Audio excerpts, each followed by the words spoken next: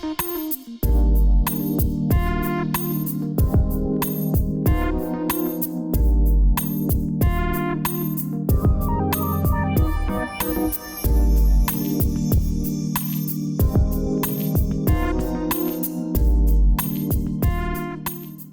capítulo 23 do livro dos Números da Bíblia, versículo 20 até o versículo 23, tem a seguinte frase, ou a seguinte afirmação.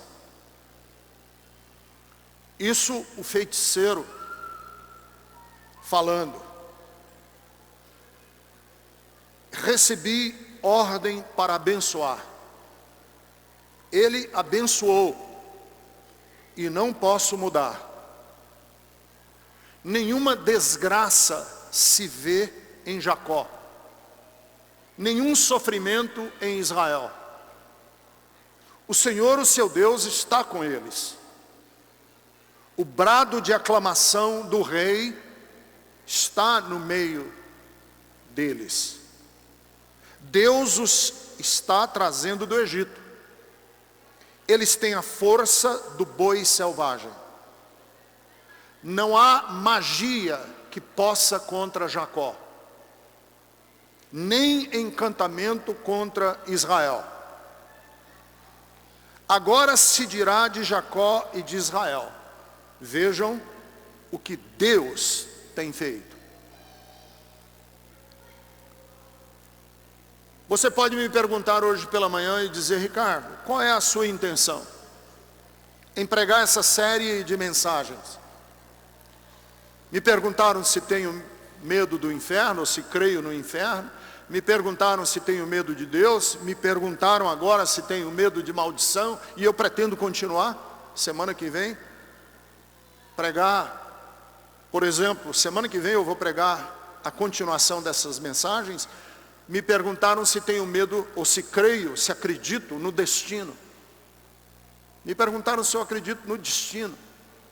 Vou pregar domingo que vem. Qual é a sua intenção? A minha intenção é ajudar você a entrar por uma porta nova. O meu intento é fazer com que a notícia do Evangelho seja realmente boa notícia. Eu quero ajudar você a ler a Bíblia com outra gramática, com outra sintaxe, com outra organização de ideias. Meu objetivo é fazer com que você troque de uniforme. Tire a farda religiosa e coloque o uniforme da graça. Inclusive hoje à noite, o tema do culto de hoje à noite, às 7 horas da noite, é sobre a graça. Você tem que tirar o uniforme religioso se você quer vestir a farda, o uniforme da graça. É preciso colocar sobre nós uma nova armadura. A antiga armadura religiosa tem muitas brechas, muitos furos.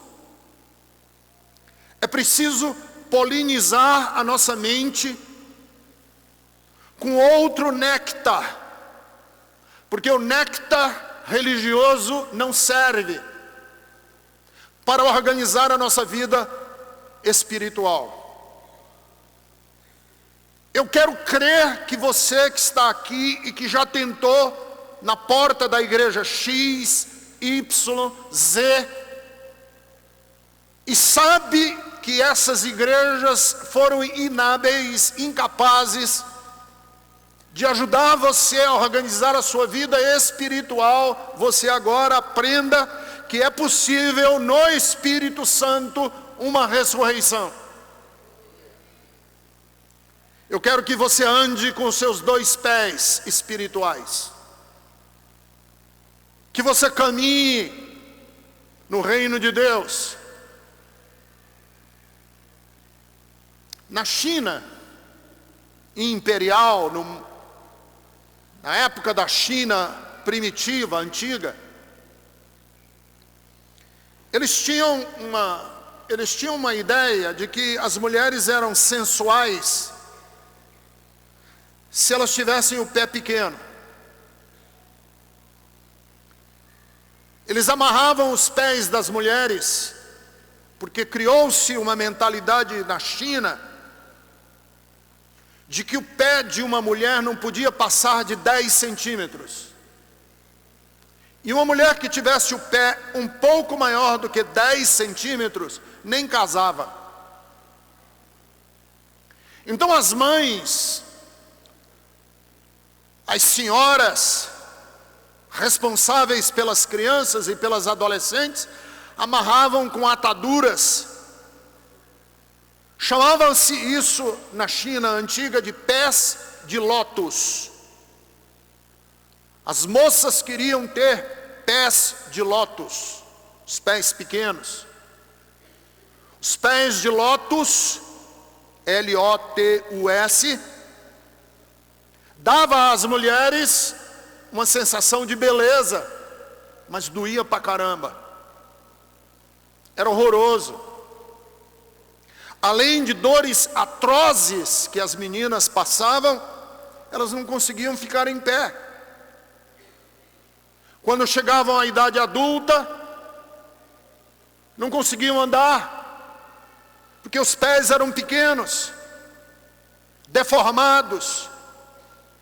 Por anos, décadas de mutilação. Eu creio que existem muitos cristãos atualmente com os pés de lótus. Tem uma espiritualidade que parece bonita, mas não deixa você andar na vida. Quando a vida requer que você tenha os pés ágeis como de uma corça, quando a vida requer que você tenha o andar firme, você não consegue andar porque a sua espiritualidade só tem uma aparência de beleza, mas ela não dá a você estrutura para andar. Eu desejo ajudar você a ter uma espiritualidade que não pareça aparentemente ser tão bonita, mas vai dar a você equilíbrio, vai ensinar você a ir na vida, no meio do fogo ardente, como a espiritualidade de Sadraque, Mesaque e Abednego. Eu quero que você tenha uma espiritualidade que ajude você a entrar na cova dos leões, como ajudou Daniel. Eu quero que você tenha uma espiritualidade que ajude você a atravessar a tentação do deserto, como Jesus atravessou. Eu quero que você tenha uma espiritualidade que ajude você no meio da tempestade e da onda que se levanta contra o barco da sua vida, como os apóstolos precisaram aprender. Eu quero que você tenha uma espiritualidade que ajude a você a se levantar de novo, como levantou-se Pedro depois de ter negado Jesus 3 vezes. Eu quero que você tenha uma espiritualidade que ajude a você a enfrentar a cadeia e a tortura, como ajudou Paulo no dia que ele foi preso na prisão de Filipos. Para isso, para que você tenha essa condição, é preciso que você saiba trabalhar uma dimensão que é muito comum, mas que impede os nossos pés de ficarem, nos deixarem em pé, nos deixarem olhar para a vida com altivez e com coragem. Uma dessas é o medo infundado, a paranoia espiritual, a incerteza da vida, a incerteza de enfrentar os percalços da vida, que é tão comum entre religiosos principalmente. E permita dizer isso para vocês aqui hoje à noite, ou hoje de manhã, e vai ser repetido aqui hoje à noite com certeza. Neste quesito, os ateus levam vantagem sobre muitos crentes. Vou repetir, porque é ousada a declaração que eu faço agora. Neste quesito, muitos ateus levam vantagem sobre muitos crentes. Porque eu conheço uma leva de crentes incapaz de enfrentar as lutas da vida. Por quê? Porque está carcomido de medo. Está cheio de paranoias internas com respeito a Deus, com respeito ao diabo, com respeito ao mundo espiritual dos demônios, das almas penadas, dos espíritos baixos. O mundo dessas pessoas é habitado por fantasmas, é habitado por ameaças, e a pessoa passa pela vida temerosa por tudo, sem condições de enfrentar a vida. Então, se você me perguntar, eu vou tentar pregar hoje de manhã, quer dizer, eu estou tentando organizar meu pensamento e ajudar você. Responder a pergunta. Me perguntaram se tenho medo de maldição. Com sim e não. Não e sim, sim e não. Eu vou responder em cada tópico que eu abordar assim, aqui, o sim e o não. Você tem medo de maldição? Sim.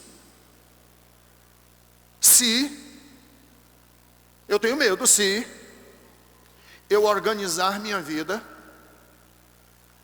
a partir da lei. Se você organiza a sua vida a partir da lei,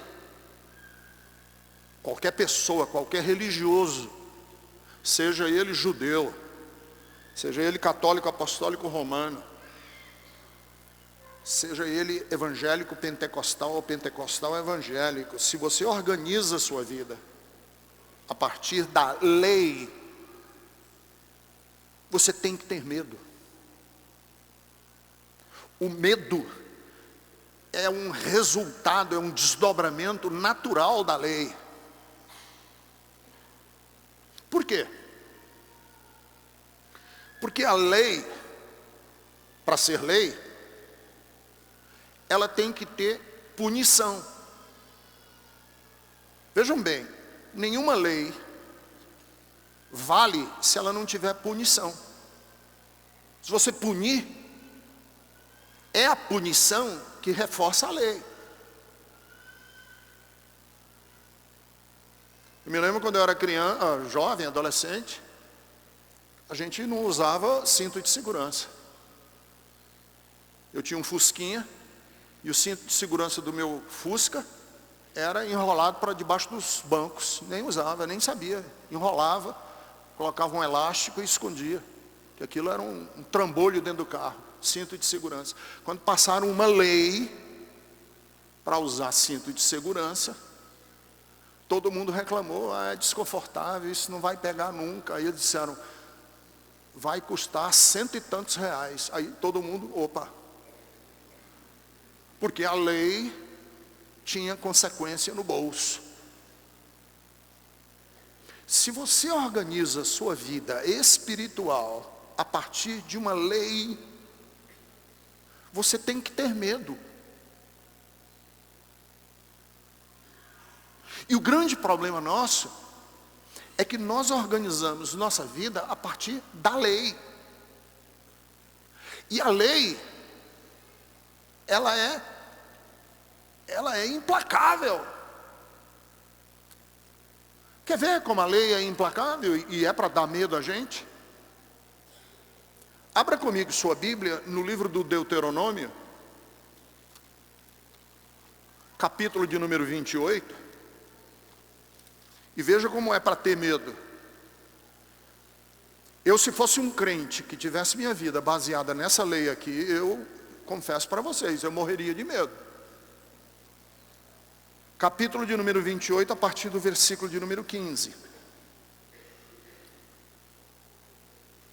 Deuteronômio 28, partir do 15. Leia comigo, eu vou ler com vocês. Se você não ficar com medo aqui, nada mais lhe mete medo. Entretanto, se vocês não obedecerem ao Senhor, o seu Deus, e não seguirem cuidadosamente, meticulosamente, os seus mandamentos e decretos, todas estas maldições cairão sobre vocês. Quais são as maldições? Vamos ver? Vocês serão amaldiçoados na cidade, serão amaldiçoados no campo. A sua cesta e a sua amassadeira serão amaldiçoados. A colheita da sua terra, o bezerro, o cordeiro, os rebanhos, vocês serão amaldiçoados em tudo o que fizerem. O Senhor enviará sobre vocês maldições, confusão, repreensão, em tudo o que fizerem, até que vocês sejam destruídos e sofram repentina ruína pelo mal que praticaram e se esqueceram. O Senhor os encherá de doenças, até bani-los da terra em que vocês estão entrando para ela tomar posse. O Senhor os ferirá com doenças devastadoras. Quer organizar sua vida em cima da lei? Febre e inflamação, calor abrasador, seca, ferrugem, mofo, os infestarão até que morram.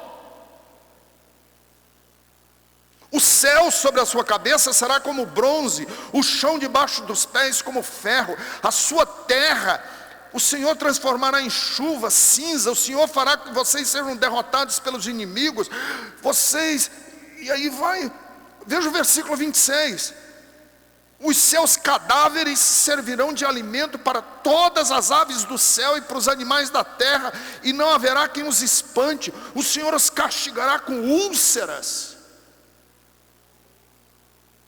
feridas purulentas, sarna. O Senhor versículo 28, o Senhor os afligirá com loucura, com cegueira, confusão mental.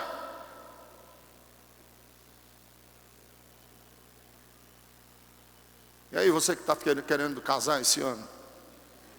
Versículo 30 agora. Você ficará noivo de uma mulher, mas outro homem a possuirá. Plantará uma vinha, mas não proporá. Seu boi será abatido diante dos seus olhos, seu jumento lhe será tirado das forças, os seus filhos e as suas filhas serão entregues a outra nação. Um povo que vocês não conhecem comerá da terra. O Senhor afligirá os joelhos, as pernas com feridas dolorosas e incuráveis. Chega, né?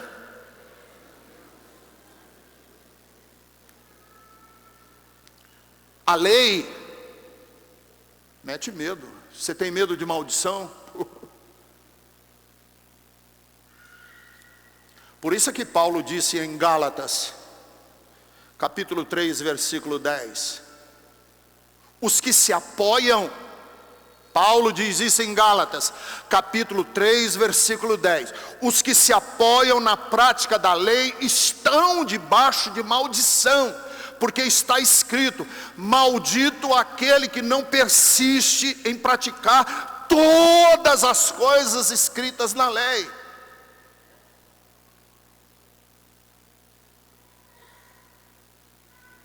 A lei era horrível, difícil pra caramba, porque você tinha que cumprir meticulosamente, cuidadosamente, e se você errasse em um ponto, vinha tudo isso aqui em cima de você. Quer organizar sua espiritualidade em cima da lei, você vai morrer de medo a vida inteira. Agora eu tenho notícias para as mulheres. Quantas mulheres nós temos aqui hoje de manhã? Por favor, levanta a mão. Vocês são maioria. Mulheres, A lei era horrorosa com vocês, mulheres. Capítulo 5 do livro de Números. Vamos imaginar que o seu marido ficou com ciúme de você. Mulher, não precisa levantar a mão agora, que eu não quero fazer com que o seu marido que está aí do seu lado. Algum dia o seu marido suspeitou de você? Não precisa levantar a mão. Shhh. Suspeitou assim, o que você está conversando aí? Que é isso? Já? Deixa eu te dizer como é que a lei tratava as mulheres que eram suspeitadas. Vítimas de suspeita. Números capítulo 5, versículo 14. Se o marido da mulher tiver ciúmes e suspeitar de sua mulher, esteja ela pura ou impura, não importa. Culpada ou não culpada, não importa. Ele a levará para o sacerdote como uma oferta de um jarro de farinha de cevada em favor dela. Não derramará azeite, nem porá incenso sobre a farinha, porque é uma oferta de cereal pelo ciúme, para que se revele a verdade sobre o pecado. O cara ficou com suspeita da mulher e disse, vem cá, vamos lá no pastor Ricardo. Levam farinha, cevada, água. Aí eu pergunto, o que você está fazendo aqui? Eu quero fazer um ritual para a gente saber se minha mulher é culpada ou não. O sacerdote trará a mulher e colocará perante o Senhor. Apanhará um pouco da água sagrada num jarro de barro e colocará na água um pouco de pó no chão do tabernáculo.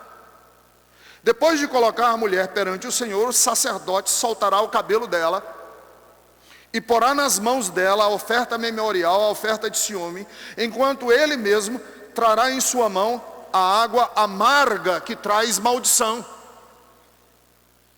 A mulher já está toda se tremendo, coitada. Então o sacerdote fará a mulher jurar e lhe dirá, se nenhum outro homem se deitou com você, e se você não foi infiel, nem se tornou impura enquanto casada, que esta água amarga que traz maldição não lhe faça mal. Mas se você foi infiel enquanto casada, e se contaminou por ter se deitado com um homem que não é seu marido, então o sacerdote fará a mulher pronunciar este juramento com maldição.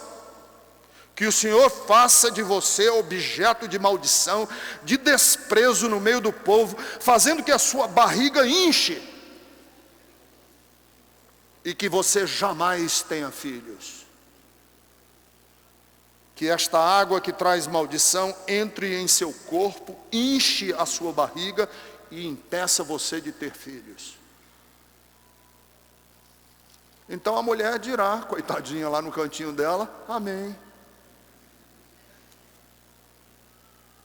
Aí o sacerdote faz esse negócio todo, PPP eu não vou ler todo para vocês. Se a mulher for suspeita, ela está ferrada na vida. Versículo 29. Esse, pois, o ritual quanto ao ciúme, quando uma mulher for infiel e se contaminar quando casada. E quando o ciúme se apoderar de um homem, porque suspeita da sua mulher. O sacerdote a colocará perante o Senhor e fará passar por todo esse ritual. Se a suspeita se confirmar ou não, o marido está inocente. A mulher ferradésimas da vida. O marido estará inocente e a mulher sofrerá as consequências da sua iniquidade.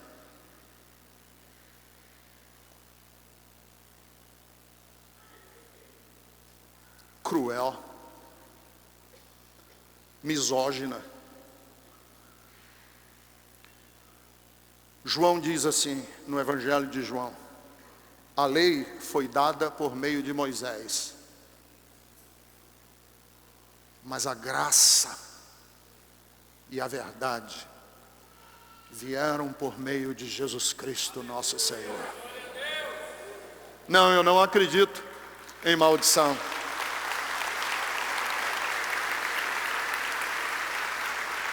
Por que que eu não acredito em maldição? Eu não acredito e nem tenho medo de maldição.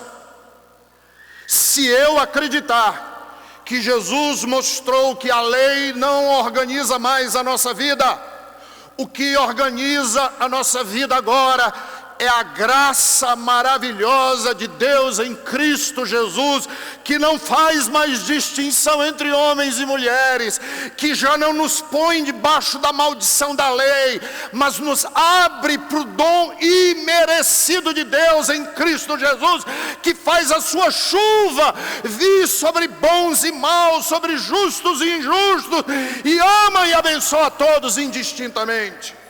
Gálatas capítulo 2, versículo de número 21. Não, eu não faço nula a graça de Deus, porque se a justiça vem mediante a fé, se a justiça vem mediante a fé, a lei, e não segundo a fé, eu torno a cruz de Cristo inútil. E eu quero dizer para vocês, meus queridos irmãos, Cristo morreu na cruz do Calvário para mostrar que não estamos mais debaixo da lei, mas estamos agora debaixo dos braços amorosos de Deus. Tito 2, versículo de número 1. A graça de Deus se manifestou salvadora por todos, indistintamente. 1 de Pedro 5:10. O Deus de toda a graça nos chamou para a sua glória eterna em Cristo Jesus. Romanos 3:24. Somos justificados gratuitamente, não mais perante a lei, pela graça que está em Cristo Jesus. O que é graça? Que é o tema da mensagem de hoje à noite. Graça, queria que você repetisse comigo. Repita para mim, comigo assim. Graça, diga, não é apenas garantia de que somos salvos, diga, mas uma garantia de que Deus, ou de Deus, de que podemos ter paz, diga, com nossa consciência. Graça é também a possibilidade de organizarmos nossas relações uns com os outros. Por isso que Lucas, capítulo 6, versículo 35 diz: Deus é bondoso. Lucas 6:35. Deus é bondoso para com os ingratos e maus. Está na Bíblia. Deus é bondoso. Lucas 6:35.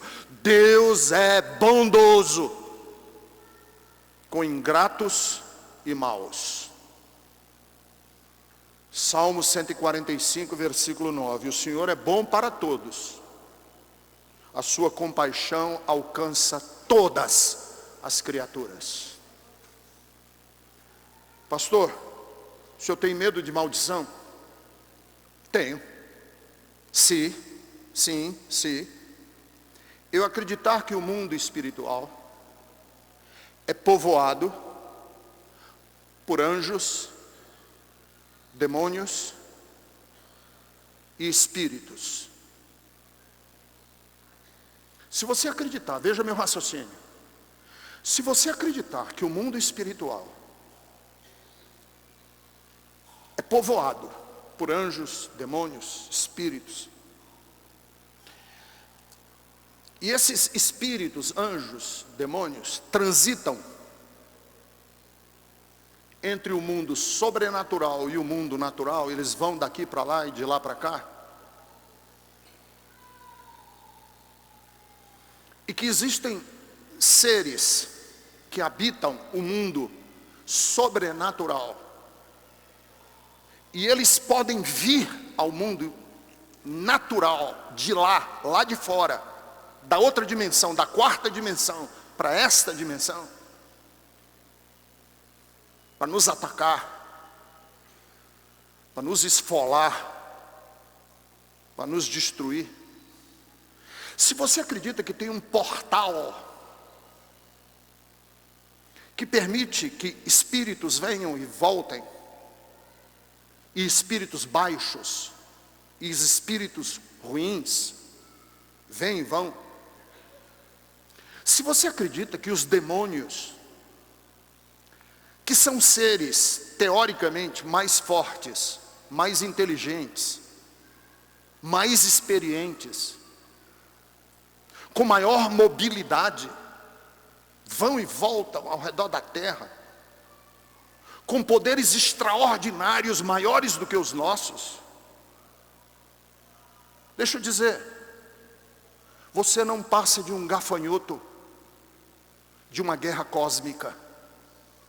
E nós sabemos como os gafanhotos são tratados num campo de batalha. O soldado pisa na cabeça dele, esmaga, e o gafanhoto nem sabe que guerra é essa em que ele foi esmagado. Você não passa de um gafanhoto.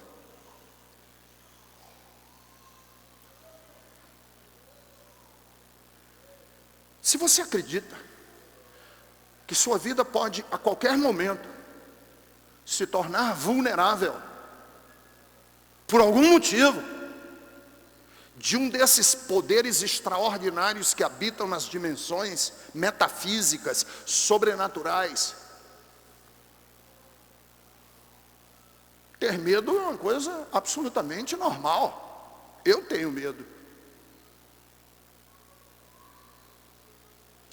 Dizem que 2 meninos conversavam. 2 crianças conversavam. Um olhou para o outro e disse: cara, eu estou numa crise danada. Disse: por quê? Porque eu aprendi que o diabo não existe. O outro disse assim: como assim o diabo não existe? A Bíblia fala o tempo inteiro que o diabo existe. Tem muito texto da Bíblia sobre o diabo.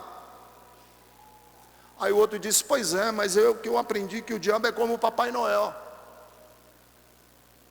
Aí o outro disse: não se preocupa não, porque a gente vai chegar à idade que vai aprender que o Papai Noel pode ser o tio da gente, pode ser o próprio pai da gente, pode ser o vizinho, e pode ser um aposentado de barba branca que o shopping contrata uma vez por ano. O que quer dizer essa história? Que nós não devemos ter medo de demônios, de espíritos baixos, de seres extra sobrenaturais. Nós temos que ter medo é do diabo, do tio. Nós temos que ter medo é do diabo e do demônio, que é o padrasto, o pai, o cunhado, o primo, o patrão. Esse demônio é que a gente tem que ter medo. Porque esse demônio de carne, de osso, esse demônio que a gente vê, esse sim pode nos destruir. Por quê que eu não tenho medo de demônios? Por que eu não tenho medo de anjos maus? Por que eu não tenho medo de espíritos desencarnados que podem vir atubibar a minha madrugada? Eu, quando era criança, morria de medo de alma. Qualquer barulhinho dentro de casa eu achava que era uma alma.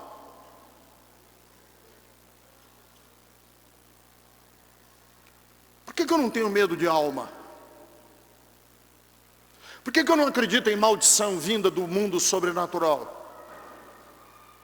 Porque eu creio que o que enche a terra, que o que torna a terra bonita, é a glória de Deus que tudo enche. É Deus que tudo preenche. É a presença de Deus que tudo é. A Bíblia diz assim no Salmo de número 145, versículo 9: o Senhor é bom para todos, e a sua compaixão alcança todas as suas criaturas, e a terra está cheia da sua glória. Teólogos ilustram o que significou a cruz de Cristo da seguinte maneira: o que é a cruz de Cristo para nós, os cristãos? Imagine uma cidade sitiada por um exército inimigo. Ao redor da cidade estão exércitos que não permitem que nenhuma comida entre e nenhuma comida saia. As pessoas estão com fome e com sede. Todo mundo com medo do exército que sitiou a cidade. Amedrontadas, não sabem o que fazer, morrendo de fome. De madrugada, 2 espias fogem, vão até a linha inimiga. Chegam lá na linha inimiga e eles constatam que o exército inimigo, na verdade, faz barulho, bate tambor. O exército inimigo ruge como leão.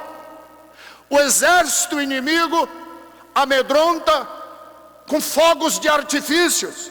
Mas aquele exército inimigo, os 2 espias constatam, na verdade, aquele exército inimigo está em frangalhos e ele não tem nenhuma força, ele não tem nenhum poder. Qual é a grande notícia do Evangelho? A cruz do Calvário nos revelou que as forças do mal, que muitas vezes nos intimidam, o rugir do leão, que muitas vezes nos faz tremer, na verdade é barulho que não faz o menor sentido, e que Cristo já os envergonhou na cruz do Calvário, triunfando na cruz e mostrando que o ídolo não é nada e que as forças do inimigo só fazem meter medo. Quer ver? Abra comigo a sua Bíblia. 1 de Coríntios capítulo 8, versículos do 4 ao 8. Portanto, em relação ao alimento, deixa eu dar o contexto aqui para vocês entenderem. Na época de Paulo, os crentes iam no mercado a comprar carne, como você e eu vamos no açougue comprar carne, e tinha carne ruim, colchão duro, carne de pescoço e uma carne boa. E os crentes estavam comprando a carne boa. E alguém foi lá no ouvido de Paulo e buzinou e disse assim: os crentes estão sendo amaldiçoados. Paulo disse: por quê? Não, porque a carne boa, quando os pagãos vão sacrificar os deuses deles, eles nunca aprendam isso, crentes. Você que quando vai dar oferta, dá a pior oferta.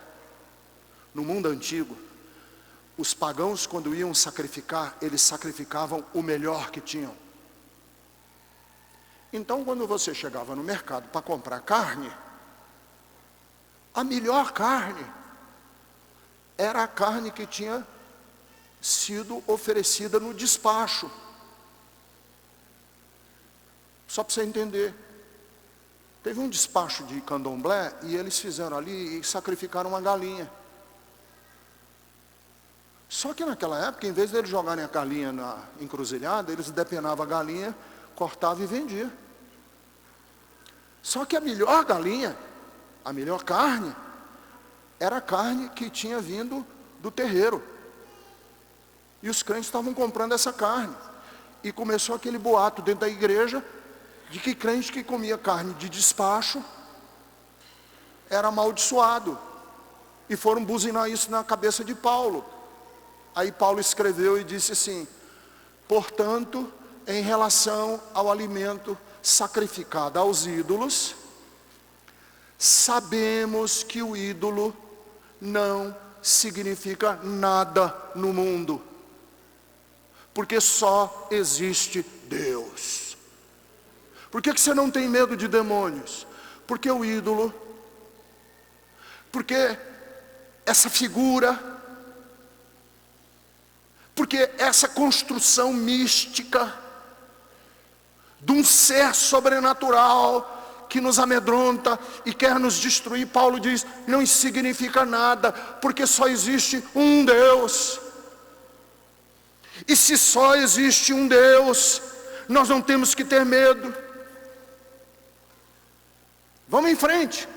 Pois mesmo que haja os chamados deuses, quer no céu, quer na terra, como de fato há muitos deuses e muitos senhores, para nós, porém, há um único Deus, o Pai, de quem vêm todas as coisas e para quem vivemos, e um só Senhor, Jesus Cristo, por meio de quem vieram todas as coisas e por meio de quem vivemos. Contudo, nem todos têm esse conhecimento. Alguns, ainda habituados com os ídolos, comem esse alimento como se fosse um sacrifício idólatra, e com a consciência deles é fraca, fica contaminada. O que é que Paulo está dizendo aqui?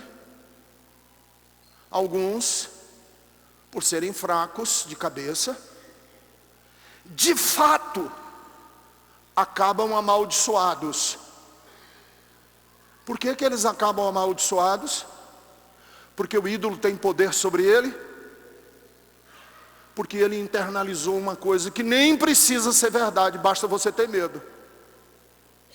Nem precisa ser verdade, basta você ter medo. E se você tem medo, se o outro é apenas um leão desdentado que faz barulho, você fica com medo, não adianta. O outro, não importa, o que importa é se você internalizou essa mensagem.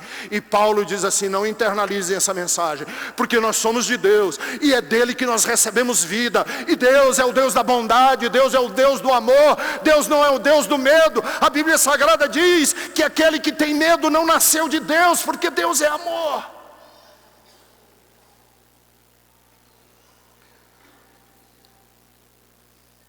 Então eu acredito. Você tem medo de maldição? Eu tenho. Se eu acreditar que existem forças autônomas no universo, independentes,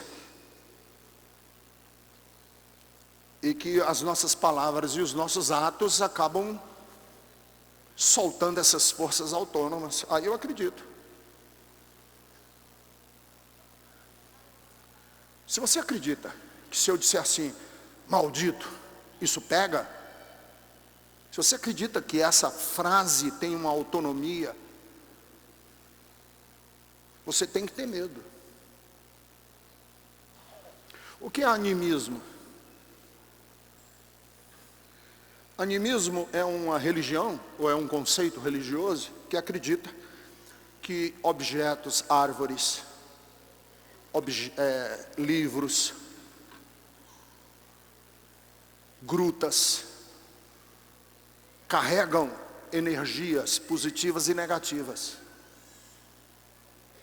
Por isso é que as pessoas acreditam no espírito da floresta, na conspiração dos astros, na força de um talismã. Porque eles acreditam que aquela moedinha carrega uma força, uma energia.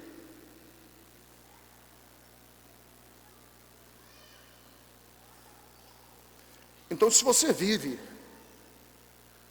com medo de que uma frase minha pode colocar o diabo contra você, você tem que ter medo, porque a gente tem inimigos. Eu tenho inimigos. Tem gente que gostaria muito de soltar os gafanhotos do inferno em cima de mim. Oi? Não sai correndo.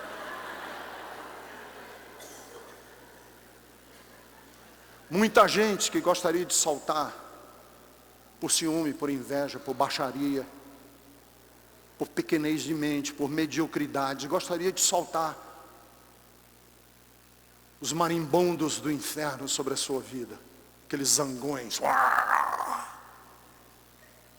Você acha que alguém pode fazer isso contra você? Se você acredita nisso, você vai viver com medo.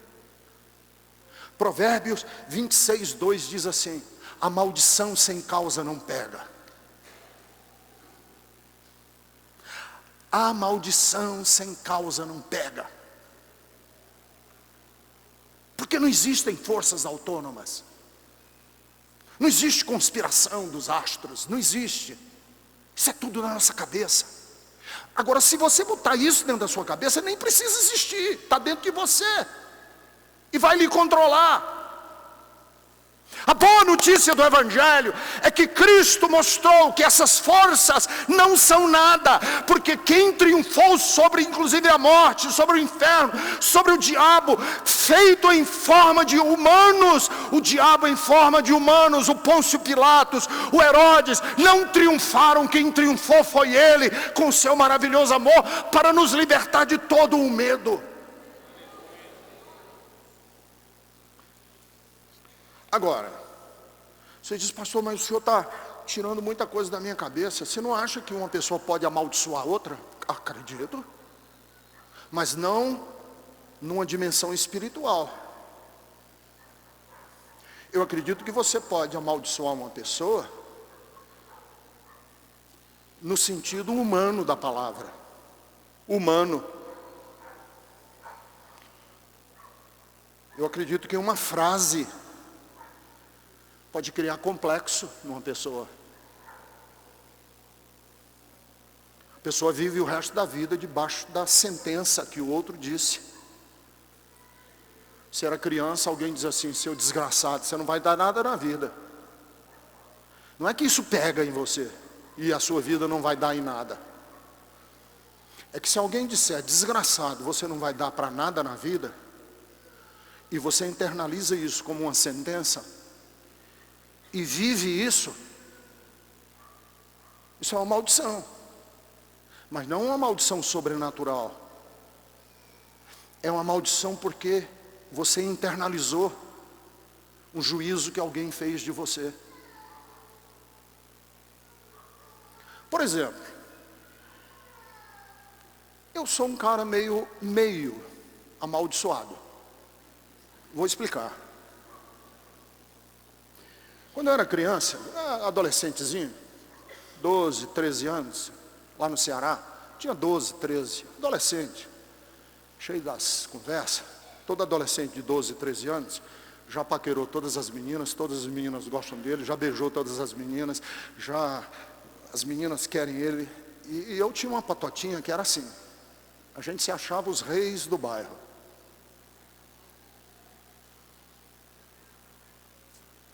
E na época que a gente era criança, tinha bailinho, festinha de dança. Nem sei se isso existe ainda hoje, mas naquela época tinha, os clubes faziam bailinho, chamavam vesperal, porque começava às 5 horas da tarde e terminava às 7, 8. E a gente ia dançar. E naquela época, dançar era assim, as meninas ficavam sentadas na mesa, você ia até a menina e dizia assim, vamos dançar comigo, ou você me dá a honra dessa dança? Aí a menina toda faceira se levantava, a gente ia dançar. E entre nós, na nossa patotinha, vou contar a minha maldição aqui agora. Entre nós, na nossa patotinha, ficava todo mundo dizendo, eu duvido tu tirar aquela menina ali. Aquela ali é a mais bonita de todas. Aquela ali é linda. Aquela, se tu for tirar, ela te dá um fora. Que as meninas davam fora dizendo assim, não, estou muito cansada. Aí você voltava e a turma, toma. E tinha uma menina lá que era o prêmio da garotada. Se ela topasse dançar com você, era o top. Só que eu não tinha ainda aprendido a dançar, eu não sabia o 2 para lá, 2 para cá. Aí eu disse, eu vou tirar ela hoje. Ah, duvido, Ricardo, vou. Tirei a menina para dançar. Fomos para o meio do salão. E era 2 para cá, 2 para lá. E eu errei o 2 para lá, 2 para cá. Pisei no pé da menina. E foi um vexame. E a turminha do lado de cá, na beira da pista de dança. Resumo da ópera. Eu nem terminei a música toda. No meio da música, de tanto pisar nos pés da menina, ela disse: vamos sair, eu estou um pouco cansada. E eu voltei para o meu lugar. E a turma estava me esperando. E você sabe qual foi o apelido que eles me colocaram? Eixo de trator. Que eu tinha o molejo de um eixo de trator. Resultado, nunca mais eu aprendi a dançar. Porque toda vida que eu vou dançar, eu me lembro da turma do lado, rindo de mim, e da menina dizendo: estou tão cansada. A minha mulher é amorosa e boa comigo. Minhas filhas, no dia que se formaram, que eu fui dançar a valsa, elas foram amorosas comigo, mas eu não consigo. Eu estou debaixo de uma sentença que me danificou. Preciso de libertação. Preciso de terapia. Preciso de ajuda. Minha mulher me matriculou uma vez numa dança. E o cara ensinou a técnica. Vai, Ricardo. E eu fui lá e fiquei. Aí ele disse: agora sozinho, sem eu. Aí ele falou: realmente, sem jeito seu caso. Procure um pastor pentecostal, ele lhe ajuda. Entendem? Eu tô levando um exemplo meu de verdade, não é brincadeira não. Mas tem gente que é na autoestima do trabalho. Tem gente que mexeu com seus valores mais íntimos. Talvez tenha sido um cunhado, um tio. Eu acredito que muitos de nós precisamos, e por isso existe terapia, por isso existem psicólogos, para nos ajudar a nos ver livres dessas sentenças, que não é do mundo espiritual. São essas sentenças que nos aleijam na vida, que não nos permitem ser tudo aquilo que nós poderíamos ser. E a graça de Deus Ricardo, deixa rirem. Eu te amo assim mesmo, eixo de trator. Eu amo você do jeito que você é, com todas as suas inadequações. Você não precisa se provar para mim. E eu não vou jogar marimbondo em cima de você quando você pisar nos cadastros, e quando você pisar nos pés, e quando eu não vou ferir você mais do que você já está ferido. Eu vou passar um bálsamo sobre a sua ferida, eu vou levantar a sua vida, e vou dizer para você que você é amado e querido sem ter que se provar para mim. Isso é graça.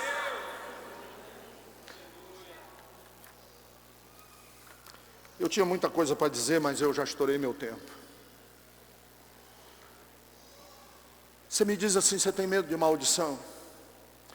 Não. Porque eu acredito que Deus não persegue ninguém. Deus jamais dará as costas para você. Eu fico com o texto de Isaías, capítulo de número 49, versículos 15 e 16. Será que uma mãe pode esquecer o filho, o bebê que ainda mama? Será que uma mãe pode ter desprezo pelo filho que gerou? Respondam vocês para mim. É possível uma mãe desprezar o filho que gerou? É um absurdo, mas existe. Existem mães que jogam os filhos na lata de lixo. É uma coisa odiosa, mas existe. E Deus diz assim: mesmo que essa possibilidade exista e nos assuste, quando ela existe, eu nunca me esquecerei de você. Veja, eu gravei na palma da minha mão o seu nome. E você estará sempre diante de mim, amorosamente. Por isso eu acredito que nenhuma maldição está sobre a minha vida, porque eu sou amado de Deus. E de Deus, de acordo com Tiago, capítulo de número 1, só vem boas dádivas, só vem dons perfeitos, coisas boas, porque Ele é um Deus que nos quer bem e nos ama. E se você cair, Ele não vai empurrar você para baixo, Ele vai estender a mão e dizer: levanta, meu filho, eu estou com você e vamos começar de novo. Mas Senhor, eu fiz tanta coisa errada, não tem problema, eu sou seu pai. E eu acredito que um futuro promissor e bonito ainda pode estar à sua frente.